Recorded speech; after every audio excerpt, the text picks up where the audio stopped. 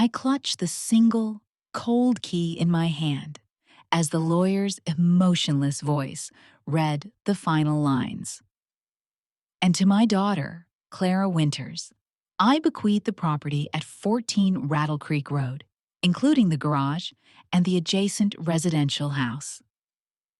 In the silence that followed, my brother Robert let out a theatrical sigh, expressing just enough grief to be proper. This key, old and rusted, with the number 14 stamped into it, felt like a joke. It was the key to nothing, to an abandoned auto repair shop in some godforsaken backwater where my father used to tinker with engines. 40 years ago. I sat on a hard chair in Mr. Henderson's office, which smelled of dust and old furniture polish, and looked at Robert. My younger brother, the eternal golden boy, a successful businessman whose hands had never known grease. According to the will, he was given our father's house in Glen Cove, a 4-bedroom home with a perfect lawn, valued at $1.5 million. The same house where I had spent the last 5 years caring for our fading father. I cooked, I cleaned, I drove him to doctor's appointments, and I listened to his nightly coughs, while Robert was always too busy with important deals to visit more than once a month. "Well, Clara," he said, once we were outside on the sunlit street. His voice oozed with false sympathy. "I guess Dad figured you preferred the simple life. You always did love your privacy." He patted me on the shoulder. The gesture, meant to be brotherly, felt like being branded. He didn't laugh in my face. He was more sophisticated than that. His pity cut deeper than any mockery. He looked at me, a 68-year-old spinster, a retired librarian in a worn-out cardigan, and saw nothing more than a footnote to our father's final years, an unpaid caregiver whose service was no longer needed. I said nothing. Arguing with Robert was like trying to catch mercury in your bare hands, pointless and toxic. I just nodded, got into my old Ford, and drove away, feeling his triumphant gaze on the back of my head. I was still clutching the key. It wasn't just a piece of metal. It was a symbol of my life of sacrifice, which was ultimately valued at a rusty, crumbling ruin by a dried-up creek. I didn't know it yet, but that key wasn't meant to open a decrepit door. It was meant to open a Pandora's box of secrets, lies, and a truth that would burn our family myth to the ground. The drive to Rattle Creek Road took 3 hours. The landscape slowly changed from manicured suburbs to farmland, and finally, to forgotten towns with boarded-up storefronts. This was the side of America you never see in travel brochures. I hadn't been here since I was a child, and only had vague memories. The smell of gasoline, my father's laugh echoing off the garage's metal walls, and the taste of lemonade from a vending machine. When I turned onto the right road, my heart sank. I expected to see ruins, but the house, standing next to the large brick garage, looked maintained. Yes, the paint on the shutters was peeling, but not horribly so. The lawn had been recently mowed. Someone was clearly taking care of this place. The key turned in the lock with a groan. I pushed the door open and froze in the doorway. Instead of the smell of mold and decay, I was met with the faint scent of lemon wax and freshly brewed coffee. The house was furnished with simple but sturdy furniture. There wasn't a speck of dust. On the kitchen table sat a coffee cup and a recent copy of the local newspaper. A cold fear ran through me. Someone was living here. "Is anybody home?" My voice sounded weak and uncertain. Silence answered. But it wasn't an empty silence. It was the silence of someone holding their breath. I walked slowly into the living room. On the wall hung photographs. There were my parents on their wedding day. There I was with Robert, two blonde kids at a picnic. But one photo caught my eye. It was my father, already gray-haired, with his arm around a man I didn't know, about the same age. They were both smiling, standing in front of this very garage. The man's face seemed vaguely familiar, but I couldn't place him. I continued into the bedroom. A neatly made bed, a stack of books on the nightstand. This wasn't just a room, it was someone's sanctuary. And then I heard it. A floorboard creaked on the back porch. My heart leaped into my throat. I looked out the window and saw him, the man from the photograph. He was watering potted plants. When he noticed me, he wasn't startled. Instead, a calm, slightly sad smile spread across his face. He set down the watering can and walked toward the door. "You must be Clara," he said as he entered. His voice was low and calm. "I've been expecting you. My name is Arthur, Arthur Collins. Your father and I were friends." He held out his hand. His handshake was firm, the hand of a working man. I just stared at him, a million questions swirling in my mind. A friend? My father had never mentioned any Arthur. For the last few years, his entire world had been our living room and hospital wards. What was this place? And what secrets had my father been keeping in this forgotten corner of the world? Arthur was talkative, but cautious. He offered me coffee, and we sat at the kitchen table. He moved around the house with the ease of an owner, which stirred a mix of irritation and curiosity in me. "Your father, Frank, and I met in the army," he began, stirring sugar into his cup. "Life sent us down different paths after that. I taught history at a university, and well, he always loved engines. We reconnected about 10 years ago, both widowers by then. Turns out, he had bought this old garage, his youthful dream. 10 years. So, this all started before my mother even got sick. My father had been living a double life that I knew nothing about. Every weekend, he supposedly went fishing. He was actually driving here, to his friend, to his secret world. "He came here to find some peace," Arthur continued, as if reading my mind. "Your mother was ill, and your brother." He hesitated, choosing his words carefully. "Was too wrapped up in himself, and you were carrying the weight of everything. Frank felt guilty, Clara. He didn't want to burden you with his problems, too." "What problems?" I asked, my voice sharper than I intended. Arthur sighed. He got up, walked to an old dresser, pulled a sealed envelope from a drawer, and handed it to me. My name was written on it in my father's familiar cursive. "He asked me to give this to you, in person. He said you had to know the truth, especially after the will was read." My hands trembled as I opened the envelope. Inside were several pages covered in his handwriting. The first few lines were full of love and regret. He asked for my forgiveness for his secrecy. And then I read the words that made my blood run cold. "Dear Clara, the house in Glen Cove that I left to Robert hasn't actually been mine for 3 years. Your brother didn't inherit it.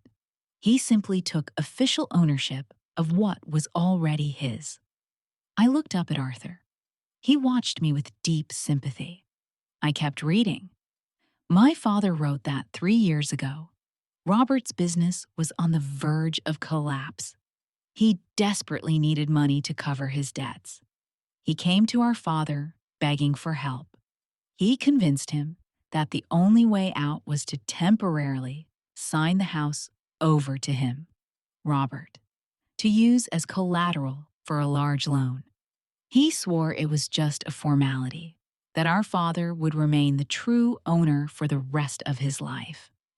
My father, crushed by his wife's illness and desperate to avoid a family scandal, signed the papers. He thought he was saving his son.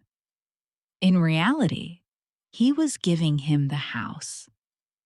He cheated him, I whispered, setting the letter down. Robert lied to everyone. Frank realized it too late, Arthur said quietly. By the time he understood that the signature on the deed of gift was final, he was too weak to fight. Robert had taken complete control of his finances, supposedly to help with medical bills. Your father was trapped. He was ashamed of his own naivety and didn't want to drag you into it. I sat there, staring into space. My entire life, all my sacrifices, were cast in a new, ugly light. I had been caring for my father in a house that already belonged to my brother.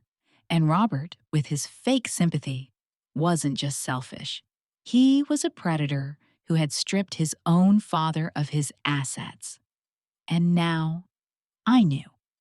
The truth was as heavy as a tombstone, but it also lit a cold, furious spark inside me. I spent the night in the small house, barely sleeping. My father's words from the letter echoed in my head, mixing with memories. Robert, announcing with a self-important air that he was taking on the financial burden of Dad's bills. Robert, bringing over some papers for the taxes, which our father signed without a second glance. Every detail that had seemed like an act of care now looked like a link in a monstrous chain of deceit. The next morning, after a strong cup of coffee that Arthur made, I made a decision. I couldn't let this go. I dialed Robert's number. He answered on the third ring, his voice brisk and businesslike. Clara, this is a surprise.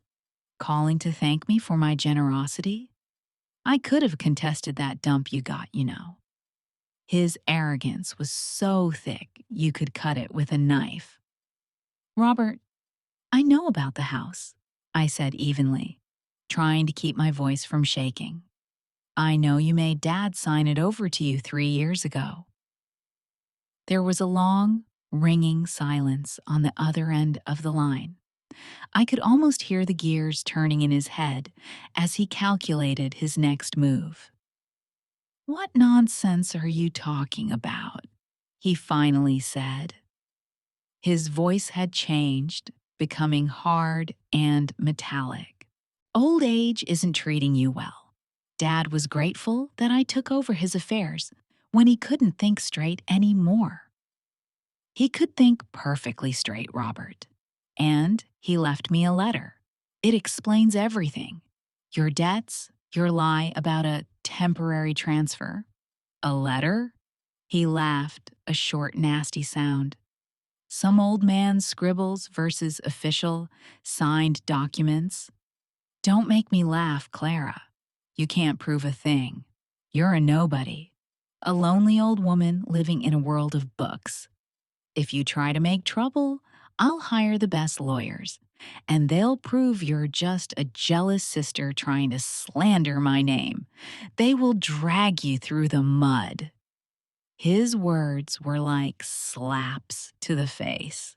He was aiming for my deepest fears and insecurities. All my life, I was quiet, Clara, and he was successful, Robert. Your reputation, I said. That's what you care about, not the fact that you robbed our father. I didn't rob anyone, he yelled. I took what was rightfully mine. I'm the one who carries on the family name. I built a business while you were shuffling papers in a library. Now you listen to me. Forget about that letter. Burn it. Enjoy your new kennel and stay out of my life. Otherwise, I will make sure you spend the rest of your days broke and in court. Do you understand me? He hung up. I sat there, gripping the phone so tightly my knuckles turned white. His threats didn't scare me. In fact, they fanned the smoldering spark of my anger into a roaring fire. He thought I was weak, insignificant. He thought I would back down. He couldn't have been more wrong. Well? Arthur asked quietly from the doorway. He thinks he's won, I said, looking up at him. My eyes were no longer filled with tears, only steel. But Dad didn't send me here for nothing. There's more in the letter. He wrote, "Your real inheritance, Clara, isn't on paper. It's in the garage, under workbench number 3. The garage was my father's kingdom. Even after all these years, it still smelled of motor oil, metal, and hard work. Tools were laid out neatly on racks along the walls. The silhouettes of 2 old cars stood under tarps in the middle of the floor. This wasn't just a hobby. It was his passion, his sanctuary. Arthur helped me move the heavy metal workbench, which had the number 3 scratched on its leg. Underneath, set into the concrete floor, was a recessed metal handle. We pulled on it with all our strength. The hatch cover lifted, revealing a dark opening and a few steps leading down. It was a small cellar I never knew existed. It was cool and dry below. A single light bulb hanging from the ceiling illuminated a small table, a chair, and several large wooden crates. On the table lay a thick, leather-bound journal, the kind I used to see in the archives at my library. It was my father's journal. I opened it. The first entry was dated 40 years ago. My father wrote about his dream to create an engine that would change the world, efficient, powerful, and clean. Page after page, he detailed his calculations, his designs, his failures, and his small victories. He had been working on this project his entire life, in secret. He was a genius, Arthur whispered, looking over my shoulder. But he was betrayed. When he was young, he had a partner who stole some of his early designs and sold them to a major corporation. Frank never trusted anyone again after that.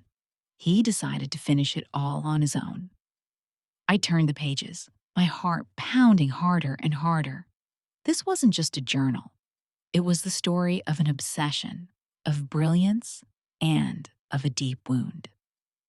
Tucked into the back of the journal were several official-looking documents.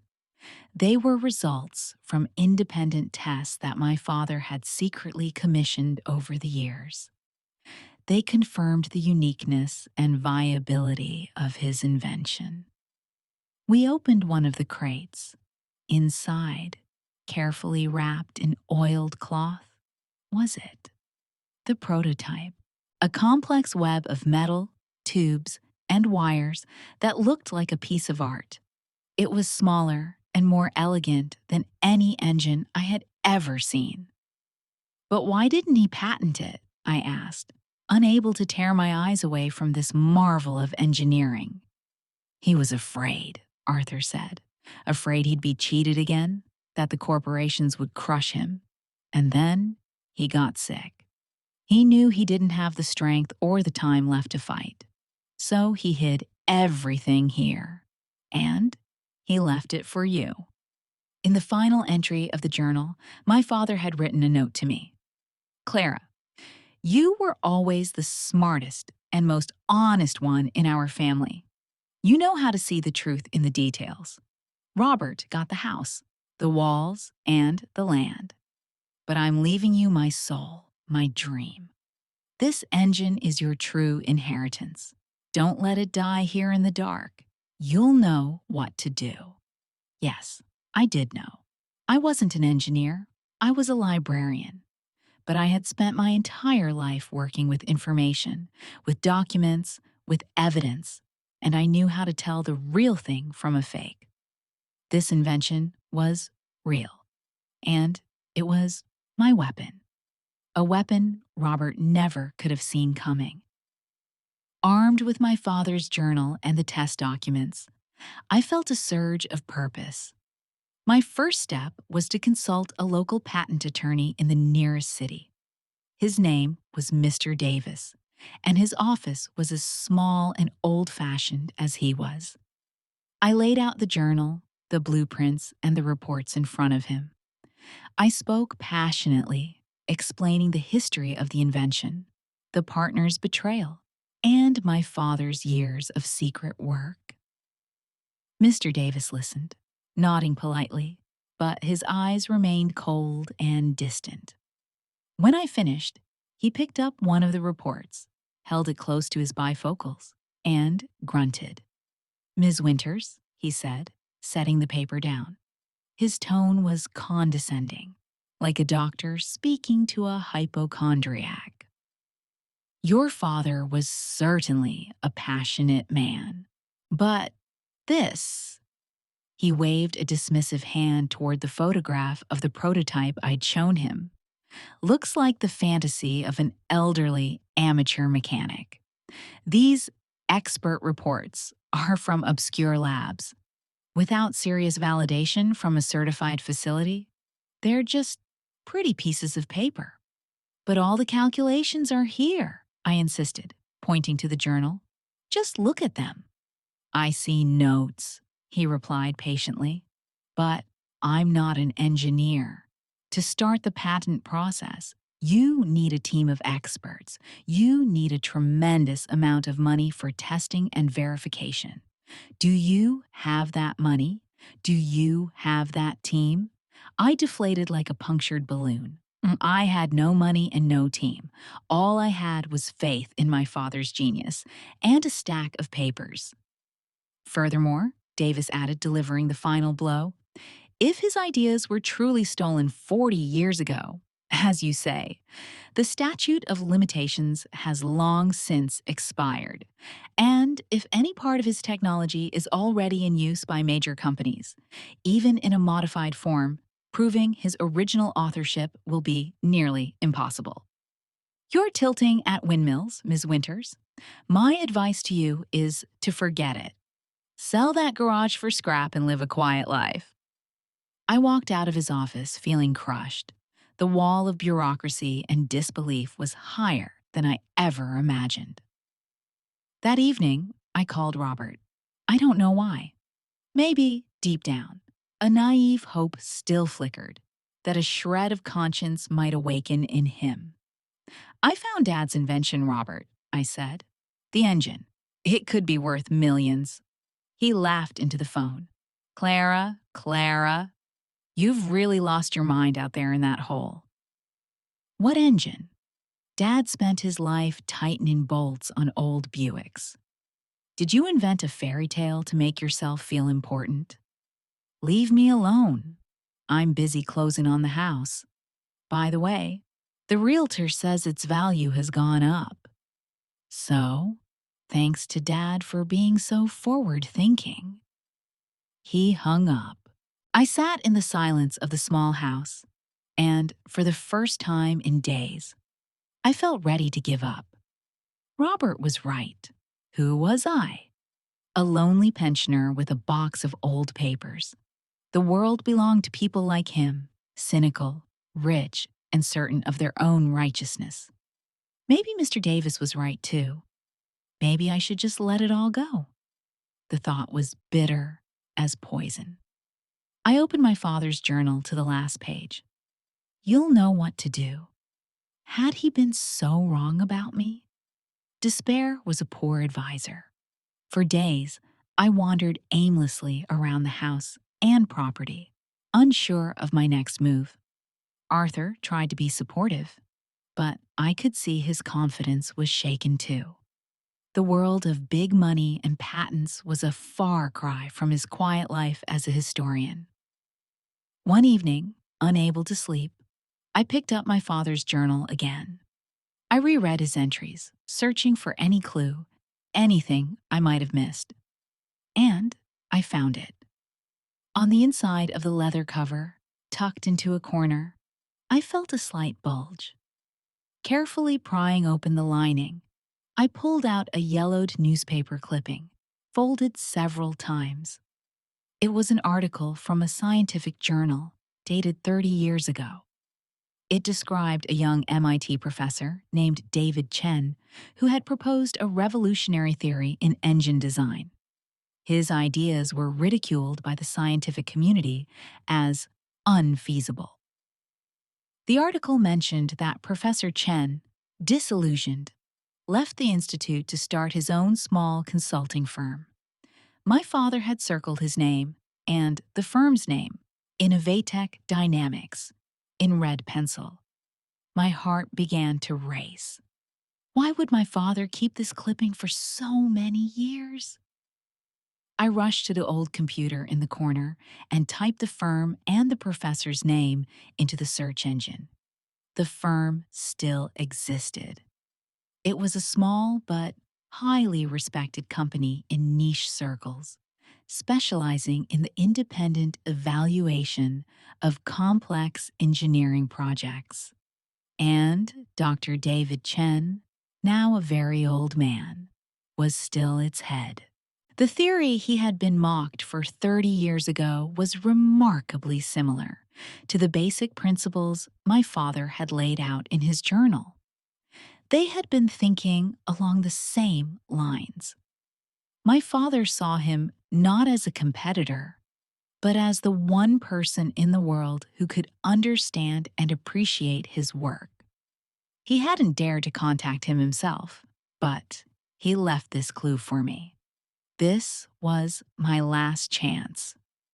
I used the last of my meager savings to buy a plane ticket. Arthur insisted on coming with me. We packed the prototype into a special crate and the documents into a briefcase, and we set off for Boston. I didn't know if the legendary professor would even see us, but I had to try. I owed it to my father, and I owed it to myself. Dr. Chen turned out to be a small, wiry old man with incredibly sharp and intelligent eyes. He received us in his office, which was overflowing with books and blueprints. At first, he was skeptical, but when I opened my father's journal, his expression changed. He devoured the calculations, his fingers flying across the pages, his eyes alight. "Incredible," he muttered after an hour, looking up from the journal. He did it. He found the practical application where I only saw theory. This man, your father, was a genius. For the next 2 days, his team of engineers tested the prototype in their lab. Arthur and I waited, barely breathing. Finally, Dr. Chen summoned us. "This is a revolution, Ms. Winters," he said, his voice filled with genuine awe. "This engine is 30% more powerful and 50% more efficient than any existing equivalent, and it produces almost zero emissions. If this is patented, it won't be worth millions. It will be worth hundreds of millions, if not more." My knees felt weak. At that very moment, my phone rang. It was a neighbor from Glen Cove. "Clara, your brother is here with some people. Realtors, I think. They've opened up the house. They're walking around, measuring everything. He said the house is sold and the new owners need to move in." A cold rage gave me strength. "Thank you for letting me know," I said and hung up. I turned to Dr. Chen.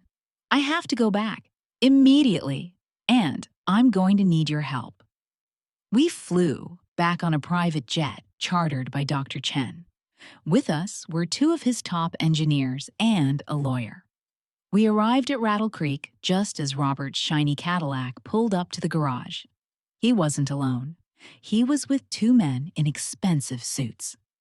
"Clara!" he exclaimed, feigning surprise. "What brings you here? Came to say goodbye to your junk pile? I've brought some investors. They want to buy this lot for demolition. I'll give you $1,000 on top. Deal?" "I'm not selling, Robert," I said calmly. "Don't be a fool." He was losing his patience. "This is my final act of goodwill. Your goodwill ended the day you cheated our father," I snapped. By the way, allow me to introduce Dr. David Chen, head of Innovatech Dynamics, and this is his team. They've come to appraise my inheritance. From the garage, the engineers rolled out a table and placed the prototype on it. Robert and his investors stared at it, bewildered. "What is this piece of junk?" one of them sneered. "This piece of junk, gentlemen," Dr. Chen interjected, "is the most significant breakthrough in engine technology in the last 50 years. And the rights to it belong entirely to Ms. Clara Winters." Dr. Chen's lawyer stepped forward. "Furthermore," he said, looking directly at Robert, "we have every reason to believe that the house in Glen Cove was obtained by you through fraud and undue influence on an elderly person. We have your father's written testimony. A public scandal and a lawsuit could do serious damage to your reputation." The color drained from Robert's face. He looked from me to the engine to the stony faces of the lawyer and engineers. His world, built on lies and arrogance, was crumbling before his very eyes. He knew he had lost, utterly and completely. Quiet Clara, the sister he had written off, held his fate in her hands. Robert surrendered without a fight. The prospect of public humiliation and criminal charges was far more terrifying to him than any financial loss. We reached a settlement. He transferred half the market value of the Glen Cove house to me, nearly $800,000. He signed the papers in silence, refusing to look me in the eye, and then vanished from my life. I heard later that he sold the house and moved to another state, unable to bear the disgrace. Patenting my father's invention became my life's work. With the help of Dr. Chen and his team, we founded a company. I didn't understand the engineering details, but I was the guardian of my father's legacy. I made sure his name was on every document, that his dream was realized exactly as he had intended, not to enrich faceless corporations, but for a real, tangible benefit. We signed our first major contract with a company that manufactures agricultural machinery. Farmers were able to save huge amounts of money on fuel. Then came boats, generators, trucks. My father's invention began to change the world, just as he had dreamed. I didn't become a multimillionaire, but I had more than enough. I bought back the house in Glen Cove. Not to live in it, there were too many bad memories. I turned it into a home for elderly people in difficult circumstances, naming it after my father. As for me, I stayed in the little house by the garage. We converted the garage itself into the Frank Winters Museum and Workshop, where young inventors could work on their projects for free. Arthur became its curator. We often sat together on the porch in the evenings, drinking tea and watching the stars. Sometimes I take out that old, rusty key. It no longer seems like a symbol of worthlessness. Now, it's a symbol of hidden strength, of faith, and of a justice that finds its way, even if it takes years. My father left me more than money. He left me a purpose. And at 69 years old, I, Clara Winters, the former librarian, finally began to write my own story. And that was the most valuable inheritance of all.